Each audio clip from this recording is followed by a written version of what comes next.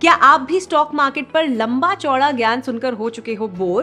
तो आज के इस एपिसोड में हम आपको बताएंगे about the rallying PSU market, उसके risks, returns, top picks and much more. अब सवाल ये है कि क्या हमें एज इन्वेस्टर्स पीएसयू स्टॉक्स को एज अ ट्रेडिंग पैक देखना चाहिए या एक promising bet? According to trade analysts, government 2024 में पीएसयू स्पेस को as a wealth generating opportunity देख रही है। इसी अपॉर्चुनिटी से जुड़े कुछ इंटरेस्टिंग फैक्ट्स और स्टैट्स को हम एक्सप्लोर करेंगे आज इस वीडियो में। Hi, this is Pari and you are watching the investing show by Bajaj broking, जहां हम हर हफ्ते डिस्कस करते हैं इन्वेस्टमेंट की दुनिया से रिलेटेड प्रैक्टिकल आइडियाज और ऑप्शंस।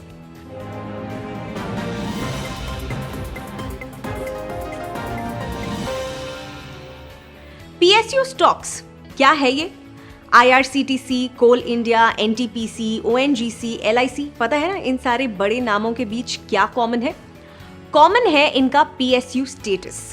PSU यानी public sector undertaking.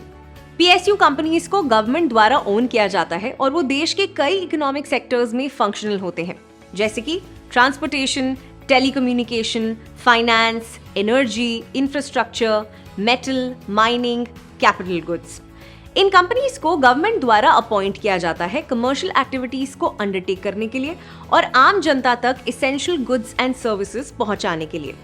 PSU companies के ऑपरेशंस को गवर्नमेंट द्वारा रेगुलेट किया जाता है और वो एक मेजर रोल प्ले करते हैं इन promoting economic growth, ensuring equal distribution of resources, effectively implementing and executing government policies. क्या आपको पता है कि इंडिपेंडेंस के समय से ही हमारे देश का एक इंपॉर्टेंट पार्ट रहा है पब्लिक सेक्टर यूनिट और एंटरप्राइजेस। इनके स्टेटस के अनुसार इन्हें 3 रत्न कैटेगरीज में डिवाइड किया जा सकता है: Navratna, Maharatna and mini Ratna. Maharatna PSUs. Maharatna PSU industry form करने का स्कीम मिड 2010 में लॉन्च किया गया था। इस स्कीम में लार्ज साइज नवरत्न को आइडेंटिफाई करके उन्हें महारत्न स्टेटस दिया गया था to expand their operations both in domestic and global markets.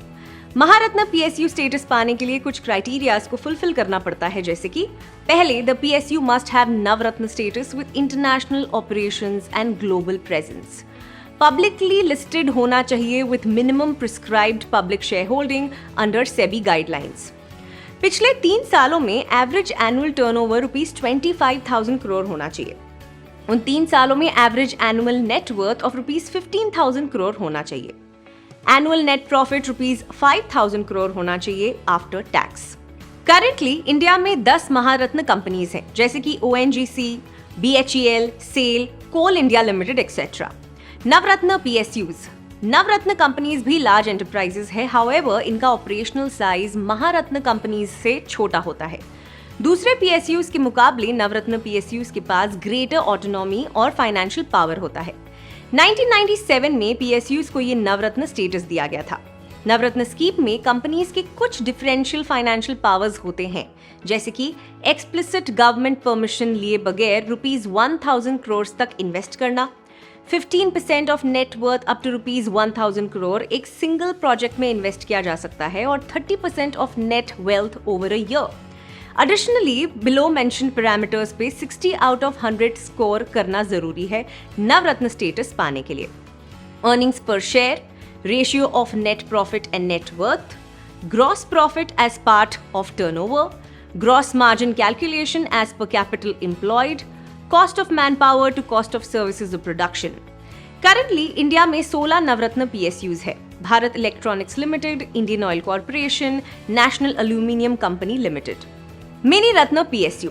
1997 के अंत के दौर में गवर्नमेंट ऑफ इंडिया ने डिसाइड किया to give more autonomy and delegation to companies जो कम प्रॉफिट कमा रहे थे पर कंपेटिटिव और एफिशिएंट थे। इसी दौरान मिनी रत्न पीएसयूज को 2 कैटेगरीज के अंदर इंट्रोड्यूस किया गया था। Criteria for category 1। इस कैटेगरी के CPSE central public sector enterprises का क्राइटेरिया है to have consecutively made profit in the last 3 years और इन 3 सालों में से 1 साल में कंपनी का प्री टैक्स प्रॉफिट ₹30 करोड़ होना मैंडेटरी है। Criteria for category 2। इस कैटेगरी में कंपनीज का पॉजिटिव नेट वर्थ होना चाहिए और 3 साल लगातार प्रॉफिट मेकिंग होना चाहिए। करंटली इंडिया में 70 मिनी रत्न कंपनीज हैं, जैसे कि BEML limited, airport authority of India limited, BSNL, central coal fields limited, central water housing corporation etcetera. इनके अलावा भी कुछ और PSUs हैं, जैसे कि joint ventures, state level PSUs, public sector banks among others. PSU stocks में इन्वेस्ट करना is a great stable and reliable choice. Government ownership और सपोर्ट होने की वजह से ये स्टॉक्स अनसर्टन मार्केट क्राइसिस के टाइम में भी अश्योरेंस दिलवाते हैं। दूसरा, PSU स्टॉक्स का काफी consistent dividend pay out history रहा है विद शेयर होल्डर्स। कई PSUs का पॉलिसी भी है to share a part of their profit with investors. ये एक रेगुलर इनकम स्ट्रीम भी बन जाता है और ओवरऑल रिटर्न ऑन इन्वेस्टमेंट को भी बढ़ा देता है, मतलब इन्वेस्टमेंट भी और एक्टिव अर्निंग भी। Unlike private stocks, PSU stock से आप शॉर्ट टर्म गेन्स की उम्मीद नहीं रख सकते, पर सस्टेनेबल लॉन्ग टर्म ग्रोथ से आपके इन्वेस्टमेंट का एक स्टेडी वेल्थ अप्रिसिएशन हो सकता है। पोर्टफोलियो डाइवर्सिफिकेशन किसी भी इन्वेस्टमेंट प्लानिंग का फोकस होता है। जब आप PSU स्टॉक्स को अपने इन्वेस्ट मिक्स में ऐड करते हैं तो आपका पोर्टफोलियो डाइवर्सिफाइड होता है, जिससे कि आपके इन्वेस्टमेंट्स सेक्टर स्पेसिफिक डाउनटर्न्स के समय पर प्रोटेक्टेड रहते हैं। पिछले साल अगस्त 2023 के बाद से सिर्फ 6 महीनों में PSU स्टॉक्स मल्टी बैगर्स बन चुके हैं। BSE PSU के टोटल वैल्यूएशन में भी बड़ा ग्रोथ हुआ है बाय 66% टू ₹59.5 लाख करोड़, जिसे इन्वेस्टर्स ने ₹23.7 लाख करोड़ प्रॉफिट कमाया है ऑन करंट मार्केट प्राइस। चौंक गए ना? आपके इन्वेस्टमेंट्स के नंबर्स को भी ऐसे ही क्रंच और मल्टीप्लाई करने हम शॉर्टलिस्ट करके लाए हैं the top 5 PSU stocks of 2024।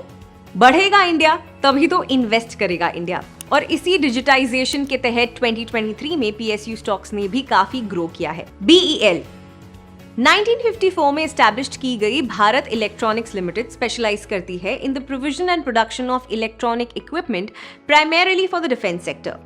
BEL का सिविलियन मार्केट्स में भी काफी डिसेंट प्रेजेंस रहा है और 2024 के फिस्कल ईयर में BEL का टारगेट है टू अचीव 15% रेवेन्यू ग्रोथ और INR 200 बिलियन। हालांकि क्वार्टर 4 में टारगेट की गई 25% रेवेन्यू ग्रोथ और 180 बिलियन थोड़ा मुश्किल हो सकता है। एक्सपोर्ट्स में एक 2-fold ग्रोथ एक्सपेक्ट किया जा रहा है in 2024, helping it reach $90 to 100।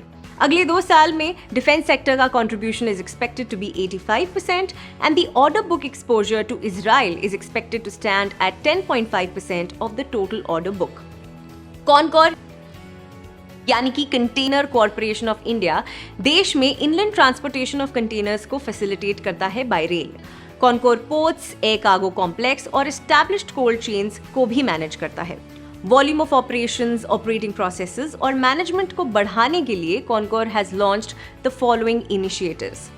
Cost savings को शेयर करना, जो कस्टमर्स के साथ डबल स्टैकिंग करने से आता है। First mile and last mile connections के ऊपर फोकस करना, as it accounts for 30% volume as opposed to 25% in the last year. FMCG industry के लिए स्पेशलाइज्ड सॉल्यूशंस क्रिएट करना, जैसे कि 12 feet high containers. EXIM volume के एक्सपेंशन को इंक्रीज करना। सिलेक्टिवली रेट हाइक पास करना, जैसे कि बिजी सीजन सरचार्ज को इंप्लीमेंट करना। Midhani ministry of defence Mishra Dhatu Nigam limited को 1973 में फाउंड किया गया था गवर्नमेंट ऑफ इंडिया एंटरप्राइज द्वारा। मिधानी ने 1982 में हैदराबाद में अपने कमर्शियल ऑपरेशंस को स्टार्ट किया था, specialising in the production of steels, super alloys and titanium alloys. अगले 2 सालों के लिए मिधानी ने कुछ स्ट्रैटेजीज को आउटलाइन किया है, जैसे कि एक नए टाइटेनियम शॉप को कमीशन करना to enable additional supply of 500 ton of titanium alloy annually, bar wire facilities के प्रोडक्शन कैपेसिटी और वाइड प्लेट मिल्स के प्रोडक्शन कैपेबिलिटीज को बढ़ाना। इस साल का प्रोजेक्टेड रेवेन्यू 150 करोड़ है as compare to ₹45 crore from the last fiscal year. Midhani is also taking active measures to control inventory level build-up, recycling को बढ़ा के और zero wastage policies को implement करके। Midhani का EBITDA 20 to 30 के रेंज में रहा है। Due to favorable government initiatives, domestic infrastructure, aerospace और डिफेंस मार्केट का ग्रोथ 2030 तक 70 बिलियन होने का चांस है। NHPC भारत की foremost hydro electric power producer है। NHPC का टोटल कंबाइंड इंस्टॉल्ड कैपेसिटी है 7071 megawatt, accounting for 15% of India's total hydropower. NHPC के upcoming project में it is all set to undertake projects with cumulative capacity of 10,515 megawatt.